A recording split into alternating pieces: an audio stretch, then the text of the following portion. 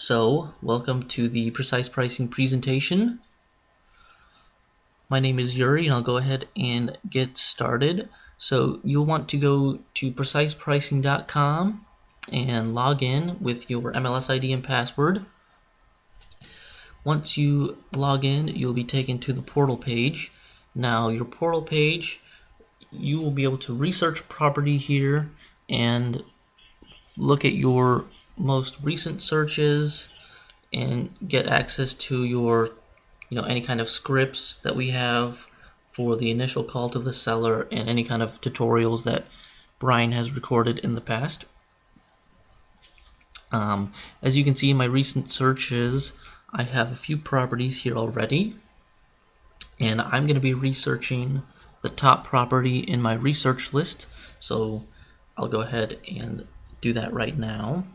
What we want to do is click research a property, and again, this will only research residential and condo properties because those are the majority of real estate transactions, and so those are the ones we mainly care about. So go ahead and click that and put in your address. In this case, it's 547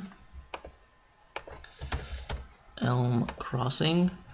You could search by MLS ID if you need to, or if you know it. This property is residential, so I'll just go ahead and click continue and wait for results.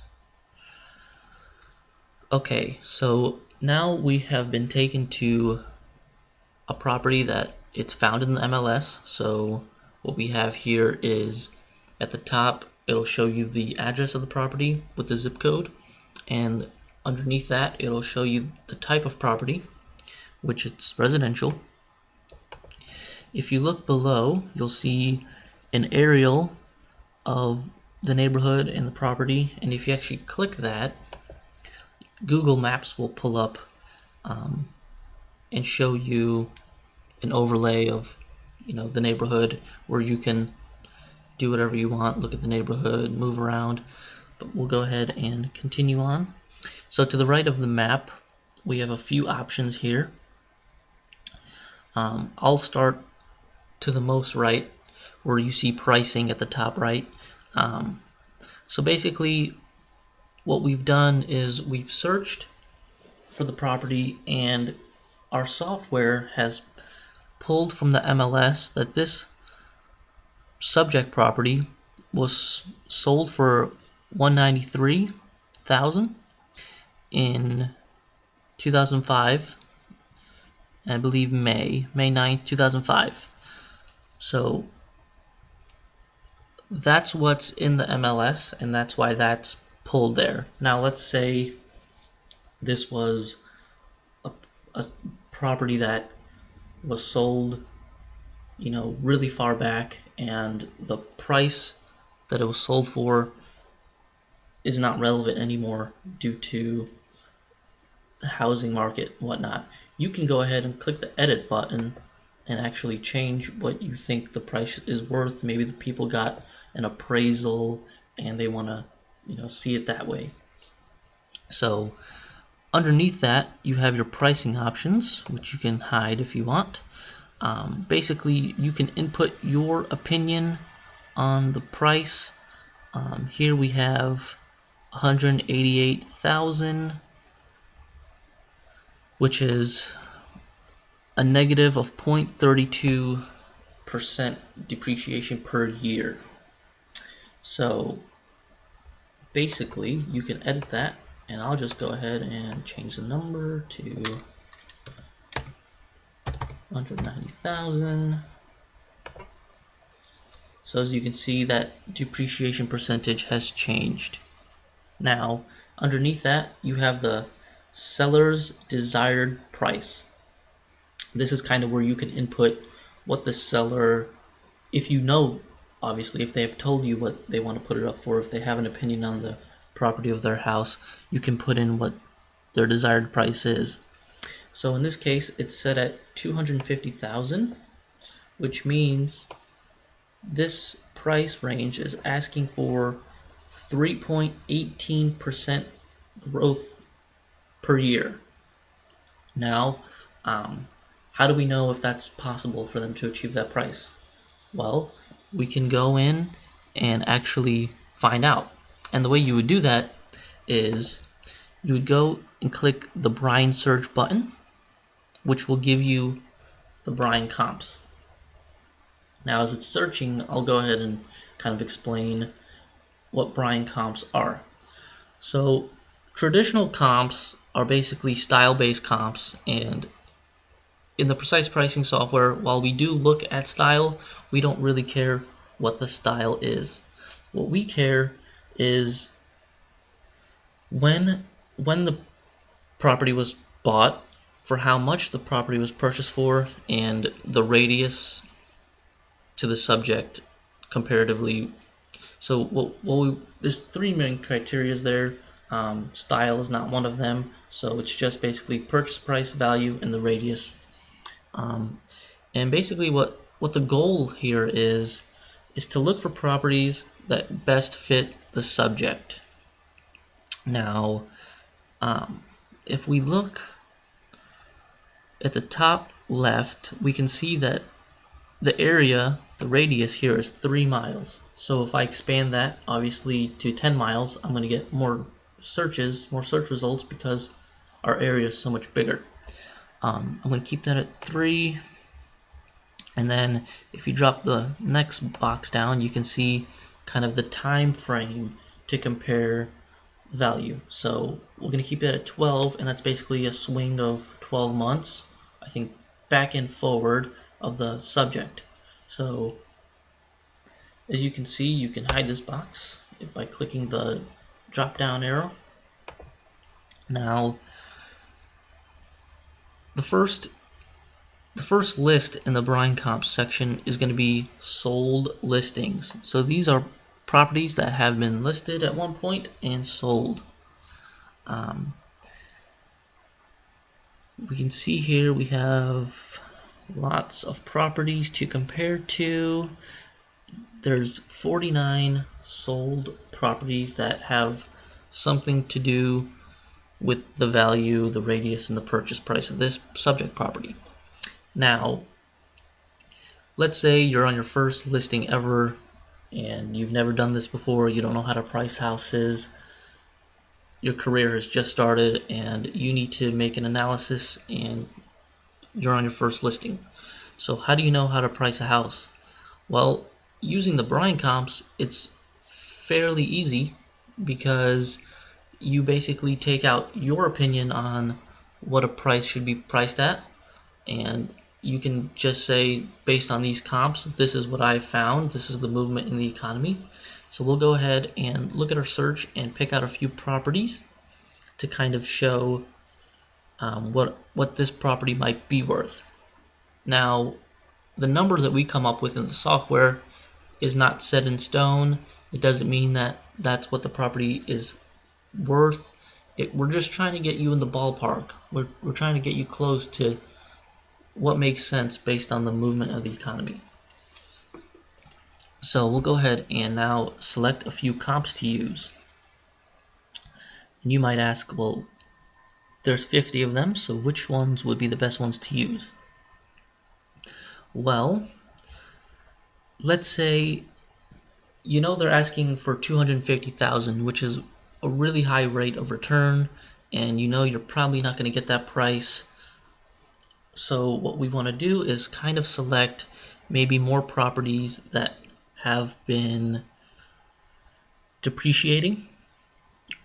You could also include some that are appreciating, but you'll see no matter how many you choose, you'll still be in that ballpark. It doesn't matter how many of the red or the greens you pick, you're always going to be in the ballpark. So I'll start with the one at the top, 556 Woodland Crossing. Now, I'm going to skip this particular comp because you can see nothing really matches to the subject property. How do I know that? Well, because nothing is bold. What we do here, well, there is one thing bold, the neighborhood. We have the same subdivision as the subject property. But if you look at the search below it, number 2, 566 Oak Tree Crossing, you can see that the 3 and the 3 here is bolded. What that means is, here at the top you can kind of see the bed and the bath. When it's bolded, that means it has the same amount of bedrooms and the same amount of bathrooms. And below it you can see an italicized number. That's the square footage.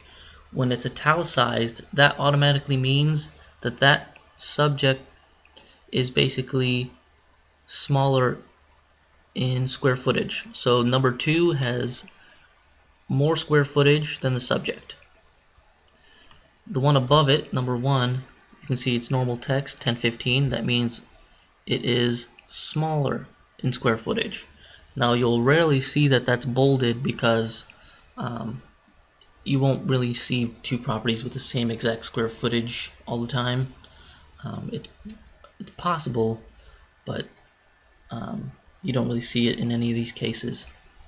Now, another great way to look at it is if you scroll down your list and you see something with a flag.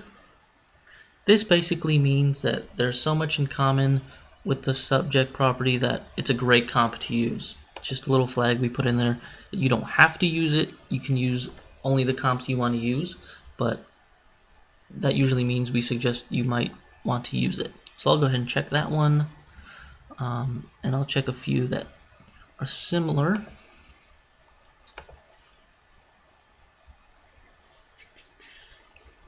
Just go down the list, pick ones that you like. 3 bedrooms. Okay, so I've selected a few.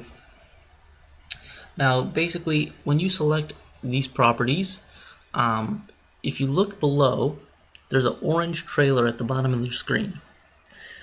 The more you select and deselect, your number will change, but it'll roughly be in the same ballpark. But you can see now with the comps we've used, the subject value says we predict it's going to be at 189, 989. Now, that's pretty accurate, I would say, because we know that this subject property was actually sold for 193. So that's fairly close, and you could probably get there by selecting a few. If you want to raise the price, you'd select more properties that were appreciating. So basically there I've almost matched the price. So you would want to use these kind of comps to kind of show the story of what's happening in the economy. Now, there's a lot of movement here, and you can see that there's a lot of red and there's a lot of green. Typically, you'll see either mostly red or mostly green, so this is a bit of a challenge, but if you select multiple comps here, you'll have a better understanding of what's going on. So one thing to look out for is the properties that are extremely different in appreciation than the others. If you look at listing 16 in the search, you'll see that they're negative 6.96. So that's a big drop in, that's depreciating 7% per year. Why is that? This is obviously a distressed property in some way. So what I can do is I can actually mark it as distressed using the D here and say, it's an inferior property. And if you want to actually look at why this property is distressed, you can click the search result and the smart record will come up, and you can look for basically any kind of notes from maybe the past listing agent to see what's happening. So let's see if we can find anything. Agent case number, as with all faults, no post-closing repairs or payments will be made for any reason. So this kind of shows what's happening with this property. and we know why it's kind of being distressed. The smart record will also show us the history of the property, of what's happened who was listed by in the days in the market. But let's not go into that right now. We'll go back to our search. So basically we've selected our comps and we have a number at 192,681 as our estimated price. Now we can show that to the seller. Obviously if they're asking for 250, this would be a lot less of a price, but what you want to do is, without offering what your opinion is, you can say, based on what's happening in the vicinity, people that purchased when you did are now either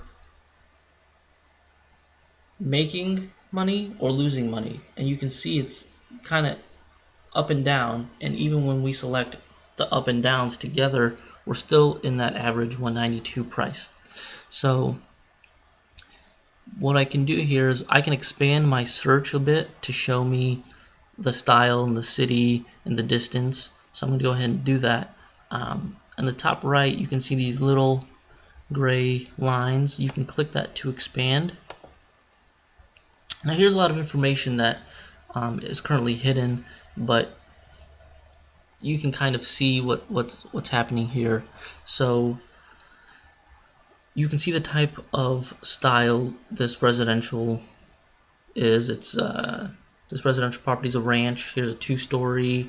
Then we have split foyers. So we're not really concerned what kind of style this is, but it's there if you want to show it. You can see the distance within the subject. So Baldwin, we're in the Baldwin area, Manchester, Ellisville. We're sticking to what's happening mainly in that Ellisville, Baldwin area. Now, if we look at the first property, we know that it's sold for $159, and the original list price was $175,000. So basically what they had to do was drop the price $16,000 to get to that $169 list price. And after they listed it at $169, they still had to negotiate negative $10,000 for it to sell. And that kind of shows the story there. So, they're asking for $175. They listed it at $170, but only sold it for $160. And that seems to be the case in most of these comps, is that people are needing a price reduction by at least $10,000 to get their price sold, or to get their house sold. So let's take another one. They were originally here in number 5 asking for $185,000. They had to drop it $9,000 to get to that $179 price point, and they dropped it another $3,000 to actually close the property. That tells us a lot about what's happening, and even if you get a price reduction, you're still going to want to negotiate a price here. So what happens is we just look for the pattern. So we know what's happening in this area, and the Bryan comps, basically it takes away your opinion of things and uses facts to show a seller what's happening. So if you need to price a house, I would really strongly recommend that you would show some of these comps. Now you have the option to print the comps, just the ones that you have checked or starred in some way, or all of them. So let's see, I will do starred or checked.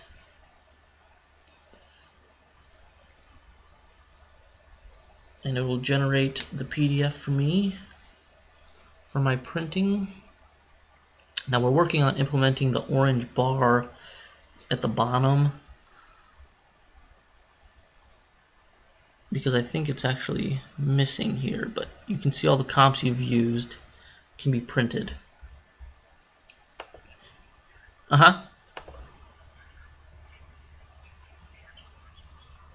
Yes, we're actually working on moving it back to when you print it, because we had to regenerate the way we produce PDFs. It was kind of written wrong with our old programmer, so we're kind of in the middle of fixing things and actually adding a lot of new cool stuff, a lot of cool new reports. So you'll have the option to print, and you'll get that orange bar here pretty shortly. I think within the next few days. So,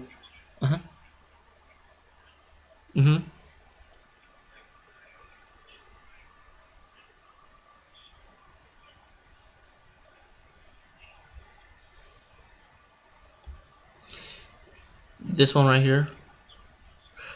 Okay, did you actually star properties?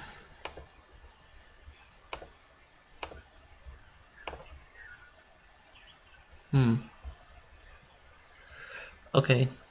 Actually, thanks for letting me know that. Yeah, I'm gonna let my programmer know that he can take a look at it, fix it up.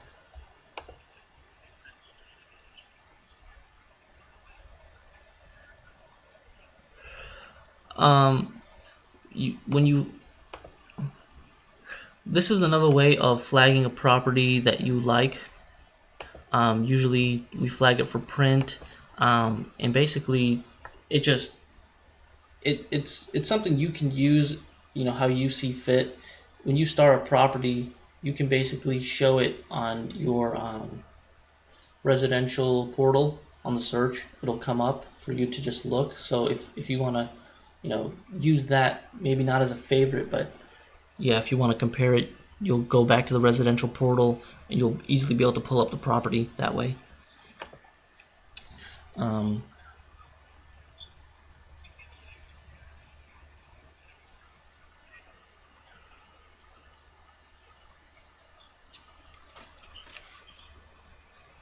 Right, yeah, the more comps you can show a seller, you can convince them to maybe drop a price if you need to show, you want to basically say, when you want to lower someone's price, you basically want to show properties that were superior to the subject, maybe making more in annual taxes and all that, but even when how they priced it, they couldn't sell theirs, even though their price was, either the same, less, or more, and they had a better property than you, and they still couldn't sell it, in that price point. So that's another way to get someone to lower the price of their property is, not offer what you think it's worth, but just show them what's happening with other sellers, maybe in a market that, houses are moving, but for a lower price.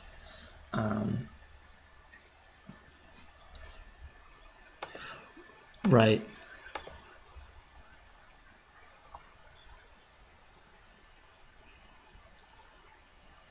Yeah, I'll look into it and make sure we get that up and running. If you don't want to use, let's say there's no sold listings, and you can continue down and look at the current listings to kind of show you or seller what's happening with current listings. So, as you can see, most of these properties are in the green here. They're asking for some kind of appreciation per year, and they're still not selling.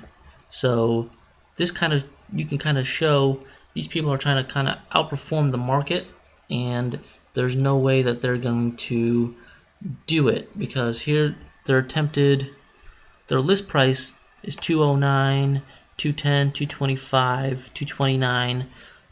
They're asking for too much appreciation, and they might not have the features to get that price, and we know that it's never going to happen, and they'll have to drop the price down. These are current, so I'm not sure what the price will be dropped to, but we know that if we click on the days in the market, let's see what's happening here. These houses have been on the market for about roughly 80 to 150 days. That's a long time. I know Bryan suggests that after 30 days you ask for a price reduction and you keep your inventory moving, otherwise you're taking part-time jobs that are never going to pay. So that's another way to look at it. And one of my personal favorites is to look at failed listings. Now the failed listings can kind of really show the seller why you can't do things certain ways, why these things have failed. So number 213, 1263 Carmen Road, these people have asked for a 15.58 appreciation price point. They wanted to sell the property for $600,000 in that same area where houses are going for 180. That's just, you know, that's never going to happen. So while they do have a lot of square footage, I'll give them that, but they're pricing it way above what the prices are going for. So let's look up here. At the top for sold listings, you can see people are generally in that 110 to 120 per square foot, and these people are asking for 150 per square foot. So it's not the best idea, but it does look like they have a pretty decent house. I mean, 5 bedrooms, 4 baths, 4,000 square feet. It's a pretty large home. Let's see, I'm not seeing any kind of photos come up, but it's, you know, it's a new house. It's 12 years new. You can see kind of the acreage they have and what they're paying in taxes, so you can kind of compare that way. But you know that there's no way they're going to sell it for $600,000 in that price point. So just another way to go. And then if you keep going down, you'll see kind of things that are under contract, and of course you can see all the styles and the days in the market for each of them, what the original list price was, and you know how far away it is from the subject.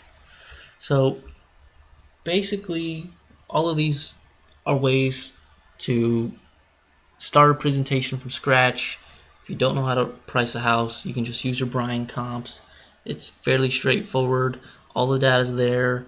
You don't even have to look that deep into the comps, because we tell you what compares and what doesn't compare, and you know what it's sold for, what it listed for, what they had to drop the price down to, and how long it's been on the market.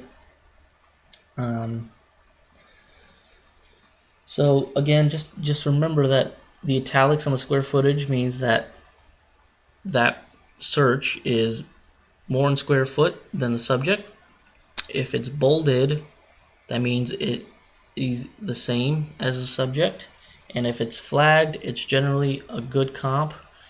There's a lot in common in the property, and you might want to use it to, you know, you might want to flag it as one of your check boxes to use for your pricing. And that's really it. It's the basics there. Bryan has a really good way of putting all of this into words for a seller, and he's got a lot of this kind of stuff recorded on the website and in our YouTube list, which is now on our website. If you go to bryankelsey.com and click the video link, we have all our videos up there now. And I think, let me just get into the smart record. So it looks like it's kind of needing to be readjusted. It was fine yesterday when I looked at it, but usually you can just see what's happening with this property this way. You can see the old list price, percentage rate. You can see the days in the market. It's kind of moved over a bit. I'll have my program look at that, but so you can see that it sold pretty fast. The days in the market were only 11 after the price dropped.